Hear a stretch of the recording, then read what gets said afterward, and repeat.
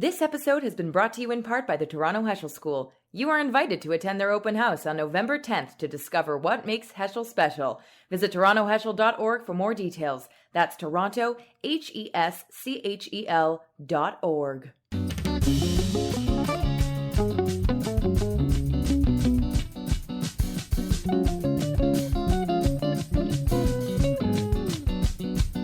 When we arrived in Majdanek, we were pushed out of these wagons, and immediately we were separated into men and women, and then grown-ups and children. That's the sound from the testimony of Canadian Holocaust survivor Pinchas Guder. It was filmed over 25 years ago. It was part of Steven Spielberg's Shoah Foundation project. Back in the 1990s, the famous Jewish Hollywood director of the movie Schindler's List created a worldwide effort to film the testimony of as many Holocaust survivors as possible. Teams of interviewers were sent out to film people around the world, including here in Canada. Pinchas Guder talks about surviving 6 concentration camps as a teenager and about his parents and twin sister being murdered by the Nazis. The video is one of over 50,000 now sitting in the Spielberg archives in California. They're all digitized and housed at the University of Southern California and are available to watch for schools and for researchers, and the videos are used to teach about the dangers of anti-Semitism and hatred. Now, after so many years, there's a new push on to once again find the survivors who didn't participate the first time. And aside from those who survived the camps, they're expanding to include more categories this time. Russians, hidden children, DP camp babies, survivors from the Middle East and North Africa, war veterans, and more. The organizers of this Last Chance collection here in Canada expect there are probably several hundred people still alive who could do it. And not just for the world to see, but because it's good for them. It is not just an amazing resource for the families, an amazing resource for the world and for researchers, but it's also been shown to promote tremendous healing in the Holocaust survivor who is finally able to put their story out there. I'm Ellen Besner, and this is what Jewish Canada sounds like for Monday, October 25th, 2021. Welcome to the CJN Daily, sponsored by Metropia.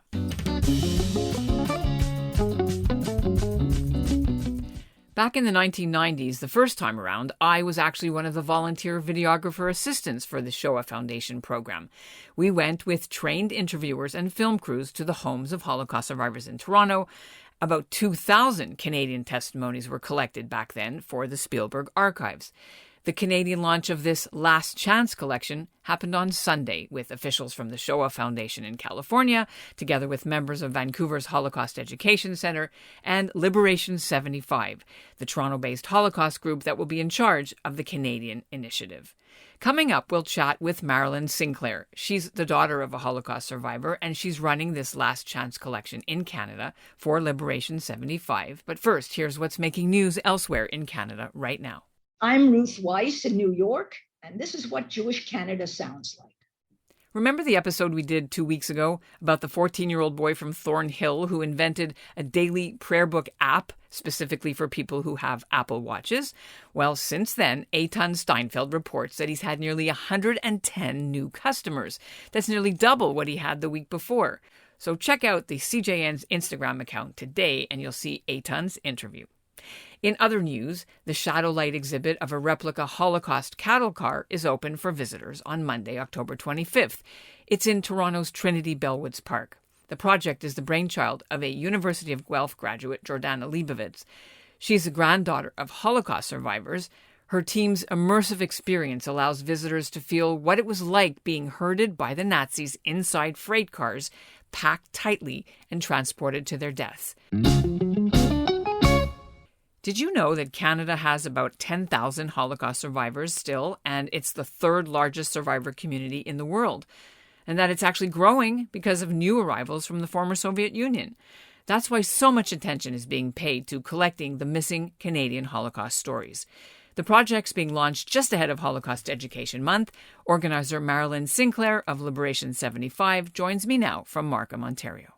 How did this program come to be?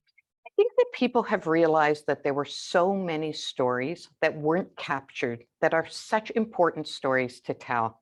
So we know that in the 90s, finishing it around the mid-90s, 52,000 Holocaust survivor testimonies were collected.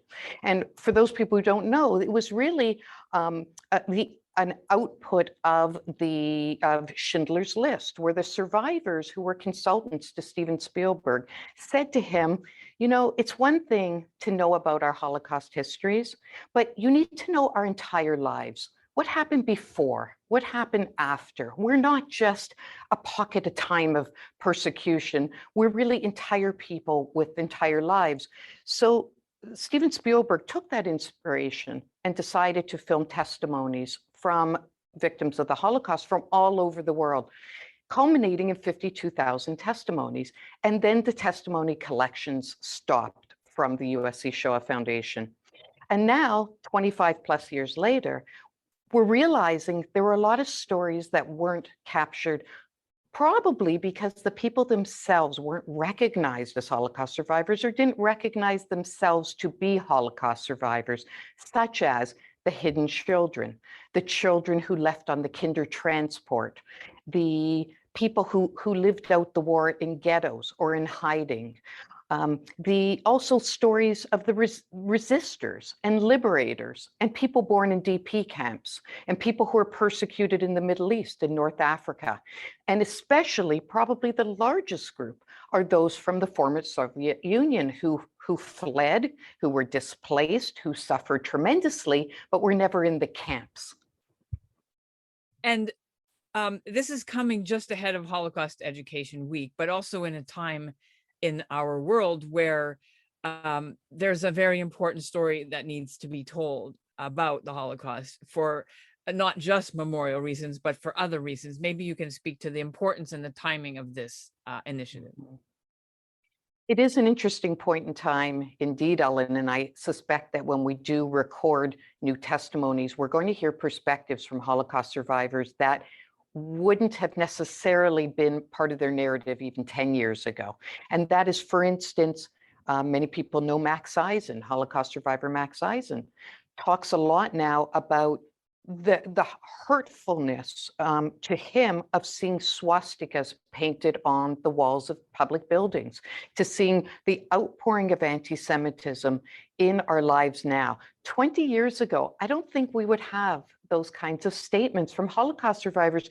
They may have commented on the March on Skokie or some things that happened that were pivotal moments for survivors that engaged them in setting up museums and educational centers, but nothing like what has happened with social media, what has happened in our schools, what we're seeing with the anti-Israel, pro-BDS movements.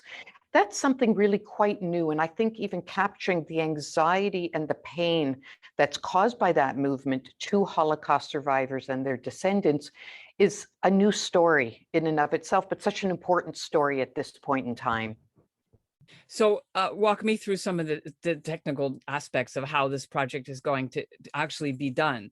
So I imagine there are so many testimonies that were never given that really could be given now. And I think in trying to capture those testimonies, we are using both a combination of technology, trying to get the word out through social media, through emails, but also a very grassroots approach where we're looking for people to go into their families and communities and ask Holocaust survivors and people who know Holocaust survivors, have they ever recorded their testimony for the USC Shoah Foundation? And try and engage grandchildren and children to convince those survivors who were hesitant to give their testimony. Their testimony could be 10 minutes, Ellen, there could be 5 hours. It doesn't matter. And we can bring in a film crew. We can capture those testimonies in any language that the survivor's comfortable giving it in, or we can do it on a Zoom format like this. And bring in a whole camera kit as well. So any way that the survivor is comfortable giving their testimony, we are happy to capture it. Okay, anything I didn't ask you want our listeners to understand about this project? It is not just an amazing resource for the families, an amazing resource for the world and for researchers, but it's also been shown to promote tremendous healing in the Holocaust survivor who is finally able to put their story out there and release it from themselves. So it's a real mitzvah to have us record a testimony. Please help us get those stories. And also for the children to understand, because sometimes the parents never talk about it, right? Or they talk too much, and there's trauma in the second and third generations, of course, which is what you've been, educating about for a long time. Absolutely. And what a gift for subsequent generations that are yet to come. If you want to find out more about the Last Chance interviews or how to take part, the link is in our show notes. Aside from the new interviews they hope to do, another part of the initiative is to track down existing videos, which have already been done over the years by families or local Holocaust groups. And there could be nearly 1,000 of these, they think, and these could be incorporated into the Spielberg collection too. And that's what Jewish Canada sounds like for this episode of the CJN Daily, sponsored by Metropia, integrity, community, quality, and customer care. This episode's also been brought to you in part by the Toronto Heschel School. Attend their open house on November 10th. Visit torontoheschel.org for more details. Today's listener shout-out goes to Dora and Saul Edelstein of Saint Laurent, Quebec. They actually live on the end of the street where I grew up, so perhaps you'll listen to the CJN Daily when you go to Florida this winter. And we'll end the episode with a sneak peek at an upcoming show, just in time for Halloween. You'll meet the Canadian horror writer who says Jews have a special understanding of what it is to be scared. A lot of what Jews tend to face is very introspective. It's rooted in a lot of either long-standing generational trauma, or it's rooted in kind of personal struggles and identity and sense of self and our place in the world and all of these very complex notions. And I think there is a lot of beautiful subject matter to mine there that, that the rest of the world has had the opportunity to mine from horror. And I think we have an opportunity on our hands now, especially more than ever, to make use of that and to tell our stories in unique and different ways that maybe we never felt we had the right to, because we do.